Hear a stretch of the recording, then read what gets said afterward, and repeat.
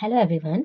हमने जो class 12th के अकाउंटेंसी का चैप्टर 6 स्टार्ट किया है, डिसोल्यूशन ऑफ अ पार्टनरशिप। तो उसी का हमारा टॉपिक है रियलाइजेशन अकाउंट। रियलाइजेशन अकाउंट क्या होता है? तो हमने लास्ट देखा था लास्ट वीडियो में कि डिसोल्यूशन ऑफ फर्म क्या होता है कि जब पार्टनर्स आपस में अपना जो पार्टनरशिप डीड है उसके अकॉर्डिंग अपने फर्म को क्लोज करना चाहते हैं, अपने बिजनेस को समाप्त करना चाहते हैं, या अपनी इच्छा से पार्टनरशिप को क्लोज़ करना चाहेंगे कि अब हमें बिज़नेस आगे रन ऑफ नहीं करना है, तो उसे हम डिसोल्यूशन ऑफ अ पार्टनरशिप बोलते हैं। तो जब फर्म क्लोज़ होता है, तो उस समय क्या किया जाता है, एक हम रियलाइज़ेशन अकाउंट बनाते हैं, रियलाइज़ेशन अकाउंट। तो रियलाइज़ेशन अकाउंट को हम वसूली खाता भी बोलते हैं।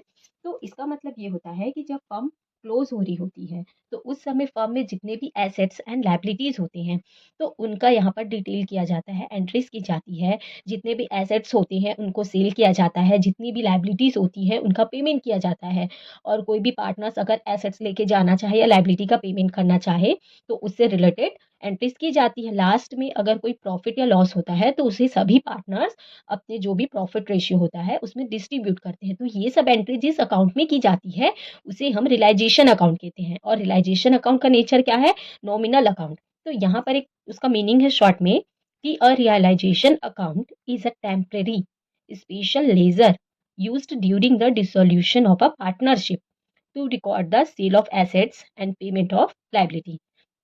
वही कि ये एक टाइप का आपका टेम्परेरी स्पेशल लेजर है, ताकि हम जो फर्म का पार्टनरशिप का डिसोल्यूशन कर रहे हैं तो उससे रिलेटेड हम रिकॉर्ड करते हैं, क्या हम सेल करते हैं एसेट्स को एंड पेमेंट करते हैं लायबिलिटीज को। तो it's a nominal account that determine the profit और loss from winding up the business. तो रियलाइजेशन अकाउंट क्या है? फर्म के डिसोल्यूशन के समय बनाया जाता है, ताकि फर्म के एसेट्स और लायबिलिटीज की डिटेल की इसमें एंट्री की जा सके, ताकि हमें ये पता हो कि फर्म को क्लोज करते समय फर्म के कितने भी एसेट्स को कैसे सेल किया गया है, कोई पार्टनर्स लेके गया है क्या, और उसका किस तरीके से पेमेंट किया गया, ताकि लास्ट में जब वाइंडिंग अप होता है तो सभी पार्टनर्स क्या रहे, इसमें फैक्टफुली इन्वॉल्व रहे। ये रहा हमारा रियलाइजेशन अकाउंट। हम देखते हैं अब आगे इससे रिलेटेड एक क्वेश्चन, एक हमारा प्रैक्टिकल क्वेश्चन। तो ये रहा हमारा क्वेश्चन है कि Surjit and Rahi sharing profit and loss in the ratio of 3:2। कि सुरजीत और राही दो पार्टनर्स हैं, उनका प्रॉफिट रेशियो क्या है? 3:2। Their balance sheet us on March 31 2006 is us follows. हमें बैलेंस शीट दिया है कब का? 31 मार्च 2006 का। टू साइड दिया है, लाइबिलिटी साइड और एसेट साइड। तो लाइबिलिटी साइड में क्या क्या अमाउंट है वो देख लेते हैं। तो लाइबिलिटी साइड में हमें क्रेडिटर्स मिला है 38,000 का, loan from Mrs Surjit.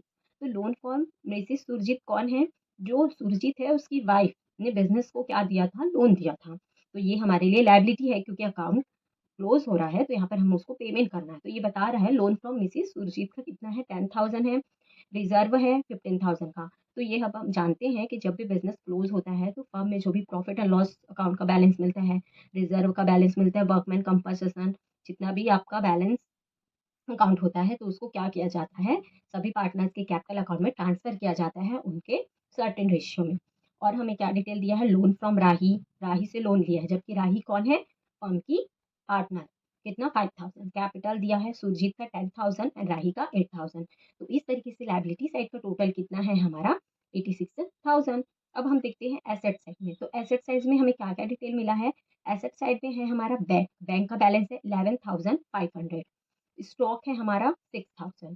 Debtor है आपका 19,000। फर्नीचर है 4,000। प्लांट है 28,000। इन्वेस्टमेंट है 10,000। और यहाँ पर हमें प्रॉफिट एंड लॉस मिला है। अगर लाइबिलिटी साइड में मिलता है तो वो हमारा प्रॉफिट होता है, प्रॉफिट एंड लॉस अकाउंट के बैलेंस का क्रेडिट बैलेंस मतलब प्रॉफिट, तो वो पार्टनर्स के कैपिटल अकाउंट के क्रेडिट साइड में ट्रांसफर होता है। यहाँ पर profit and loss account asset side में दिया है, मतलब हमें प्रॉफिट एंड लॉस अकाउंट से क्या हुआ है? लॉस हुआ है, तो उसका बैलेंस दिया कितना? 7,500। तो इसको जब हम पार्टनर्स का कैपिटल अकाउंट बनाएंगे तो इसमें क्या करना होगा? उसको हमें ट्रांसफर करना होगा डेबिट साइड में। आगे एडजस्टमेंट क्या बताया है हमें कि the firm was dissolve on March 31 2006 on the following term. कि फर्म डिसॉल्व हो रही है, समाप्त हो रही है 31 मार्च 2006 को। तो कुछ टर्म्स हैं। फर्स्ट पॉइंट ये बोला है कि Surjit agree to take the investment at ₹8,000 and paid Mrs Surjit loan. कि जो सुरजीत है, जो पार्टनर है, वो किस चीज़ के लिए एग्री हुआ? कि वो 8,000 में इन्वेस्टमेंट को लेके जाएगा, और जो मिसेस सुरजीत का लोन है उसको पेमेंट करेगा। मतलब एक तरीके से वो अपना एक एसेट्स लेके जा रहा है और दूसरा वो एक लायबिलिटी का पेमेंट कर रहा है।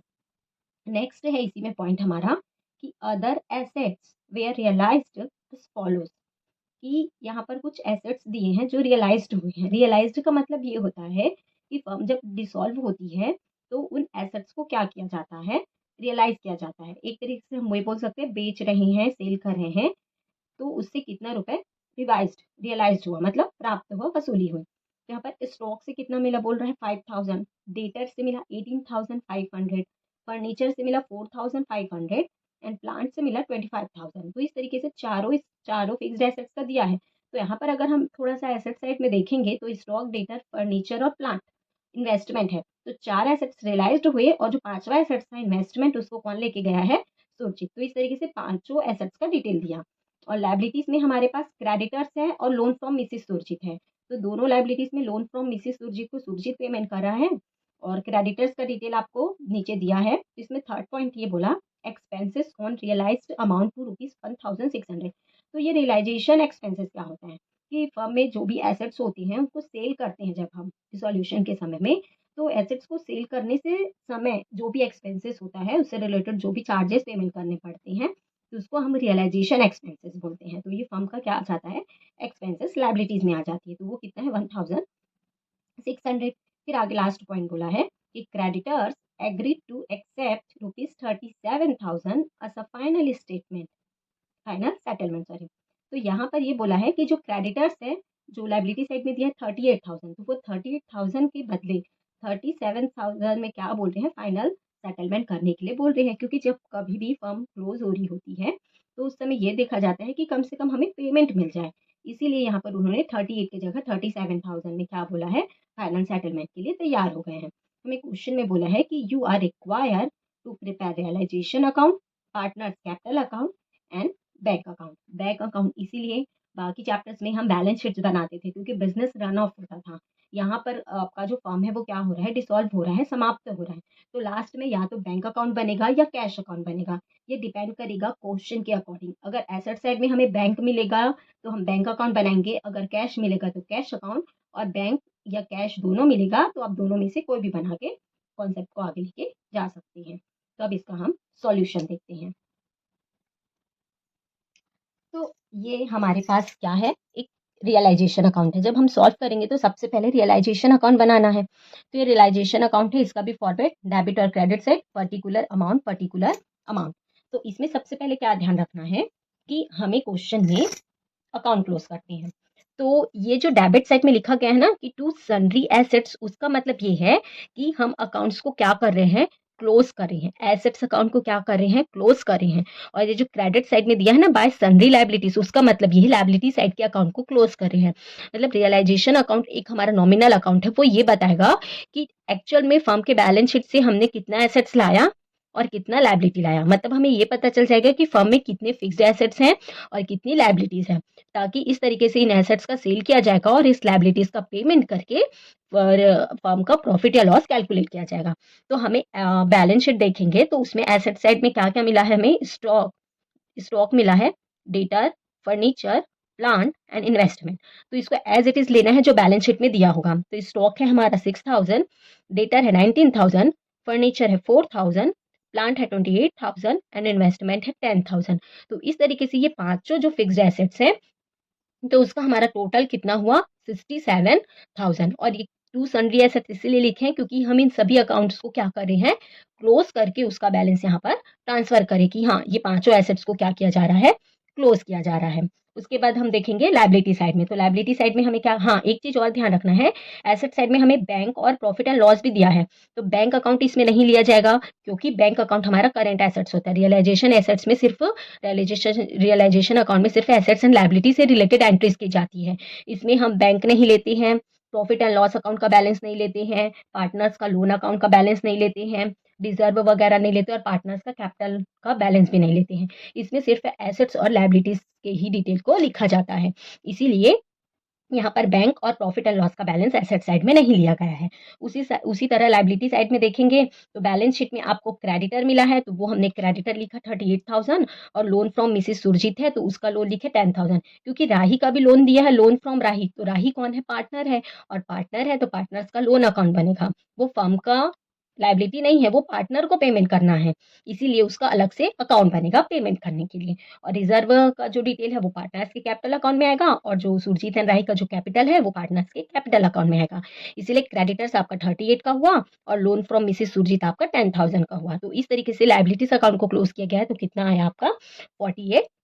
अब क्या किया जाएगा? ये जो एसेट्स के अकाउंट को क्या किया गया है? क्लोज किया गया है। तो अब इन एसेट्स को हम क्या करेंगे? रियलाइज्ड करेंगे। तो ऑपोजिट हो जाएगा, जब रियलाइज्ड होगा तो इसका अमाउंट रिसीव्ड होगा, और उसी तरह ऑपोजिट जो लायबिलिटीज के अकाउंट को क्लोज किया गया है तो इन लायबिलिटीज का क्या हो जाएगा? पेमेंट। तो ये सब ऑपोजिट आ जाता है। तो जब एसेट्स का अकाउंट क्लोज किया जाता है तो डेबिट में, और उसका रियलाइज्ड होगा तो वो क्रेडिट में आएगा, और जब लायबिलिटीज के अकाउंट को क्लोज किया जाएगा तो क्रेडिट में, और उसका पेमेंट किया जाएगा तो डेबिट में। तो यहाँ पर बैंक का बैलेंस दिया 11,500, इसीलिए हमने बैंक अकाउंट लिया है। तो अब क्वेश्चन में फर्स्ट में देखेंगे कि बाय बैंक अकाउंट क्यों एसेट्स रियलाइज करें, तो चार हमें जो एसेट्स हैं उसका बैलेंस दिया है। स्टॉक दिया है आपको 5,000, डेटर दिया है 18,500, फर्नीचर दिया है 4,500 एंड प्लांट दिया है आपको 25,000।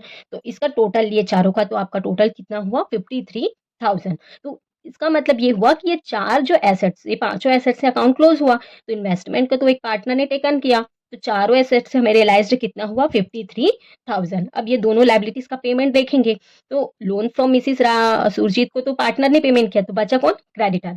तो क्वेश्चन में क्या बोला कि क्रेडिटर ने फुल सेटलमेंट में 37,000 में एग्री हुए, तो पेमेंट करेंगे तो बैंक के थ्रू, तो टू बैंक अकाउंट। तो यहाँ पर क्रेडिटर क्या हो जाएगा? 37,000 में फुल्ली पेमेंट हो रहा है, मतलब फुल सेटलमेंट कर रहा है।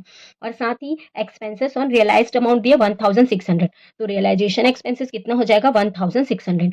तो इस तरीके से लायबिलिटीज का पेमेंट कितना हुआ? 38,600। तो इस तरीके से यहाँ अकाउंट क्लोज हुआ, उसका रियलाइज्ड हुआ, यहाँ पर लायबिलिटीज का अकाउंट क्लोज हुआ, उसका पेमेंट हुआ। अब हम देखेंगे कि पार्टनर्स ने क्या टेकन किया, क्या पेमेंट किया। तो यहाँ पर सुरजीत ने इन्वेस्टमेंट लेके गया और लोन का पेमेंट किया, तो जब वो एसेट्स लेके जाएगा तो वो क्रेडिट साइड में आएगा, और पार्टनर लेके गया है तो पार्टनर का अकाउंट आएगा। तो बाय सुरजीत कैपिटल अकाउंट क्या लेके गए? इन्वेस्टमेंट टेकन ओवर, कितने में? 8,000 में। उसी तरह उसने लायबिलिटी का पेमेंट किया तो डेबिट में आ जाएगा। तो टू सुरजीत कैपिटल अकाउंट की paid to Mrs Surjit loan, कितना? क्वेश्चन में कुछ नहीं दिया कितना पेमेंट किया, तो एज इट इज जितना उसका लोन था उतना उसने पेमेंट किया, मतलब 10,000। इस तरीके से दोनों साइड का टोटल लगाया गया, तो डेबिट साइड ज़्यादा हुआ कि हमने इतने में 67,000 में अकाउंट को क्लोज किया था एसेट्स का। लायबिलिटी का पेमेंट 38,600 हुआ, और लायबिलिटी का पेमेंट एक सुरजीत ने किया कितना? 10,000 का। तो यहाँ पर इसका टोटल कितना है आपका? 1,15,600। लेकिन क्रेडिट साइड का टोटल क्या आया हमारा? कम, तो उसको डिफरेंस किए हमने तो हमारा लॉस आया। तो by loss transfer to partners capital account, और पार्टनर्स का रेशियो दिया है 3:2। तो सुरजीत एंड राही को हमने जब 1,15,600 में इसका टोटल माइनस किया तो हमारा कितना लॉस आया? 6,600। तो 6,600 को हमने 3:2 में जब डिस्ट्रीब्यूट किया तो सुरजीत को मिला 3,960 एंड राही को मिला 2,640। तो इस तरीके से एक हमारा रियलाइजेशन अकाउंट प्रिपेयर हुआ, जिसमें हमें ये पता चला कि फर्म के एसेट्स को क्लोज करके, लायबिलिटीज के अकाउंट को क्लोज करके एसेट्स को रियलाइज किया गया और लायबिलिटीज का पेमेंट किया गया। इस तरीके से हमें पता चला कि इस फर्म में अकाउंट को क्लोज करने से एसेट्स हमें फर्म में क्या हुआ है? लॉस हुआ है, कितने का? 6,600 का। अब हम क्या देखेंगे? रियलाइजेशन अकाउंट तो बन गया, अब हम ये देखेंगे पार्टनर्स का कैपिटल अकाउंट, कि पार्टनर्स का कैपिटल अकाउंट में क्या इफेक्ट पड़ेगा। तो देखते हैं पार्टनर्स का कैपिटल अकाउंट। तो अब यहाँ पर देखेंगे हम पार्टनर्स का कैपिटल अकाउंट।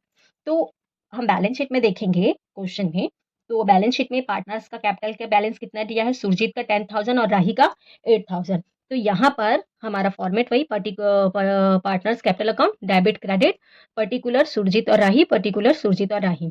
तो कैपिटल अकाउंट का बैलेंस क्रेडिट में जाता है तो बाय बैलेंस ब्रॉट डाउन। तो सुरजीत का कितना बैलेंस है? 10,000 और राही का कितना बैलेंस है? 8,000। तो दोनों का कैपिटल बैलेंस लिख लिए। उसके बाद क्वेश्चन में हमें रिजर्व दिया है 15,000 का, तो बाय रिजर्व, क्योंकि अकाउंट क्लोज करना है, रेशियो 3:2। तो 15,000 को 3:2 में डिस्ट्रीब्यूट करेंगे तो पर रेशियो आपका 3,000 आ जाएगा, तो 3 रेशियो को मिलेगा 3 इंटू 3 आपका 9000 और 2 रेशियो वाले को मिलेगा 3000 इंटू 2 तो 6000। तो इस तरीके से 9000 और 6000 क्या हुआ डिस्ट्रीब्यूट हुआ। और हमें बैलेंस शीट में क्या मिला था एसेट साइड में प्रॉफिट एंड लॉस। तो प्रॉफिट एंड लॉस मिला था तो वो लॉस है तो वो डेबिट में आ जाएगा कि to profit and loss account से मिला 7500। तो फिर 7500 को हमने 3:2 में डिस्ट्रीब्यूट किया। तो पर रेशियो आपका कितना आया 1500। तो 3 रेशियो वाले को 1500 इंटू 3 तो 4500 एंड राही को 3000। तो इस तरीके से ये दोनों भी डिस्ट्रीब्यूट हुआ। अब ये जो रियलाइजेशन देखे हम लोगों ने तो ये कहाँ से इफेक्ट दिखा, ये जो हमारी ये रियलाइजेशन अकाउंट दिख रहा है ना कि सुरजीत के कैपिटल अकाउंट में क्या एसेट्स टेक। तो यहाँ पर हमने बैलेंस लिख लिया, रिजर्व लिख लिया और यहाँ पर जो प्रॉफिट एंड लॉस अकाउंट से लॉस हुआ था तो ये 4500 और 3000 लिख लिया। अब क्या हुआ, जो पार्टनर है कौन सुरजीत, उसने एसेट्स टेकन लिया तो वो रियलाइजेशन के क्रेडिट में लिखा था, पार्टनर्स के किस में लिखा जाएगा डेबिट में। यहाँ पर डेबिट में क्या जाएगा कि to realisation account assets taken over कितना 8000। किसने टेकन किया सुरजीत ने। उसी तरह उसने लायबिलिटी का पेमेंट किया तो क्रेडिट में आ जाएगा कि बाय रियलाइजेशन अकाउंट की paid to Mrs Surjit loan कितना 10000। इस पार्टनर ने पेमेंट किया किसी के अकाउंट में या बाकी के अकाउंट में डैश। और प्रॉफिट एंड लॉ हमने जो रियलाइजेशन अकाउंट बनाया उससे क्या हुआ है लॉस हुआ है। तो लॉस किधर हुआ क्रेडिट साइड में, तो पार्टनर्स के कैपिटल अकाउंट के किस में आ जाएगा डेबिट में। तो टू रियलाइजेशन अकाउंट करके क्या आ गया लॉस। तो सुरजीत को कितना लॉस हुआ 3960 और राही को कितना लॉस हुआ 2640। तो इस तरीके से दोनों साइड की एंट्री की गई। अब क्या किया जाएगा, अब दोनों साइड से हम क्या करेंगे बैलेंस करेंगे और जो भी अमाउंट होगा उसको या तो कैश या बैंक अकाउंट में ट्रांसफर किया जाएगा। क्योंकि अब हम क्या कर रहे हैं फर्म को डिसॉल्व कर रहे हैं। डिसॉल्व करते हैं तो क्या होता है पूरा बैलेंस हमें क्या करना पड़ता है पेमेंट करना पड़ता है। या तो पेमेंट किया जाएगा या तो इनके द्वारा कैश लाया जाएगा। तो यहाँ पर हमने दोनों साइड का टोटल किया तो हमारा क्रेडिट साइड ज्यादा हो रहा है। तो सुरजीत का टोटल आपका 29000 हो रहा है और राही का टोटल आपका 14000 हो रहा है। तो इसके 14000 में हमने ये 3000 और 2640 माइनस किया। तो राही को कितना पेमेंट करना पड़ेगा हमको 8360 रुपीज। उसी तरह सुरजीत का टोटल किए तो 29000 आ रहा है। तो इसके 29000 में हमने 4500 8000 और 3960 पेमेंट करेंगे मतलब माइनस करेंगे तो बचेगा कितना 12540 रुपीज। तो इस तरीके से हमें ये दोनों पार्टनर्स को क्या करना पड़ेगा बैंक से पेमेंट करना पड़ेगा। तो इस तरीके से ये क्या बना हमारा पार्टनर्स का कैपिटल अकाउंट।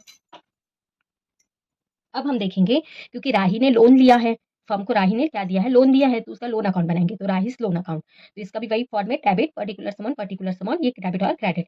लोन क्या है लायबिलिटीज, तो लायबिलिटीज का बैलेंस किस में जाता है क्रेडिट साइड में। तो बाय बैलेंस ब्रॉट डाउन तो राही का लोन कितना है आपका 5000 तो बाय बैलेंस ब्रॉट डाउन कितना हो गया 5000। मतलब राही ने बिजनेस में जितना हमको 5000 को लोन दिया था वो अब हमें रिसोल्यूशन के समय क्या करना पड़ेगा पेमेंट करना पड़ेगा।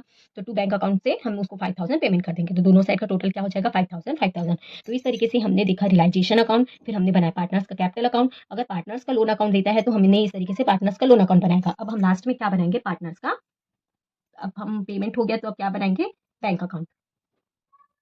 तो अब हम बनाएंगे बैंक अकाउंट। तो बैंक अकाउंट का बैलेंस किस में आ जाएगा डेबिट और क्रेडिट करके आपका पर्टिकुलर अमाउंट। बैंक अकाउंट हमारा क्या है एसेट्स है तो उसका बैलेंस किस में आएगा डेबिट साइड में टू बैलेंस ब्रॉट डाउन जो अकाउंटिंग बैलेंस शीट में दिया 11500। अब क्या किया हमने जो रियलाइजेशन अकाउंट बनाए थे तो रियलाइजेशन अकाउंट के हमने डेबिट में लिखा था एसेट्स के अकाउंट को क्लोज किया था तो क्रेडिट साइड में जो हमने रियलाइज्ड लिखा था वो इसके डेबिट में आ जाएगा कि टू रियलाइजेशन अकाउंट से। तो रियलाइजेशन अकाउंट से क्या हुआ है हमारा अकाउंट का रियलाइज्ड वैल्यू आया। तो स्टॉक से 5000, डेटर से आपका 18500, फर्नीचर से 4500 एंड प्लांट से 25000। तो इस तरीके से इससे हमें कितना रिसीव्ड हुआ 53000। उसी तरह हमने क्या किया पेमेंट किया है लायबिलिटी का तो लायबिलिटी का पेमेंट किया तो क्रेडिट में। बैंक अकाउंट को सिंपल हम ये समझ सकते हैं कि जो भी रिसीव्ड होगा वो डेबिट में जो पेमेंट होगा वो क्रेडिट में। तो सिंपल सा हमारा बैलेंस 11500। एसेट्स को रियलाइज्ड करने से हमें कितना रिसीव्ड हुआ 53000। और यहाँ पर लायबिलिटी का पेमेंट किए तो बाय रियलाइजेशन अकाउंट क्रेडिटर्स को पेमेंट हुआ 37000 और रियलाइजेशन एक्सपेंसेस कितना हुआ 1600। तो इस तरीके से कितना पेमेंट हुआ आपका 38600। फिर क्या किया हमने पार्टनर्स को पेमेंट किया है तो बाय पार्टनर्स का कैपिटल अकाउंट। तो पार्टनर्स को उनके कैपिटल अकाउंट से कितना पेमेंट किए सुरजीत को पेमेंट किया हमने 12540 इतना पेमेंट किए और राही को कितना पेमेंट किए 8360। तो टोटल कितना पेमेंट हुआ 20900। तो पार्टनर्स को कितना पेमेंट हुआ 20900। साथ ही राही का लोन अकाउंट बनाए थे क्योंकि राही कौन है पार्टनर है और उसने फर्म को लोन दिया था तो लोन का पेमेंट होगा तो बाय राहीस लोन अकाउंट तो कितना 5000। तो इस तरीके से दोनों साइड का टोटल किए तो 64500 मतलब ये कि हमने क्या किया जो राही और सुरजीत का जो पार्टनरशिप था वो डिसॉल्व हुआ। तो डिसॉल्व होने से फर्म का जो भी एसेट्स एंड लायबिलिटीज है उसका रियलाइज़्ड करके पेमेंट किया गया। इस तरीके से हमने रियलाइज़ेशन अकाउंट देखा, फिर पार्टनर्स का कैपिटल अकाउंट बना के राही का लोन अकाउंट बनाया और बैंक अकाउंट बनाने से ये पता चला कि फर्म में जितना भी अमाउंट था और जितना भी रियलाइज़्ड किया गया, तो टोटल 60,500 अमाउंट का पेमेंट भी पूरा किया गया। हमने एक्सपेंसेस पेमेंट किया, पार्टनर्स को पेमेंट किया और लायबिलिटीज़ को पेमेंट किया गया। तो इस तरीके से जब फर्म डिसॉल्व होता है, तो हम इस तरीके से अकाउंट्स को क्या करते हैं, प्रिपेयर करते हैं। Thank you.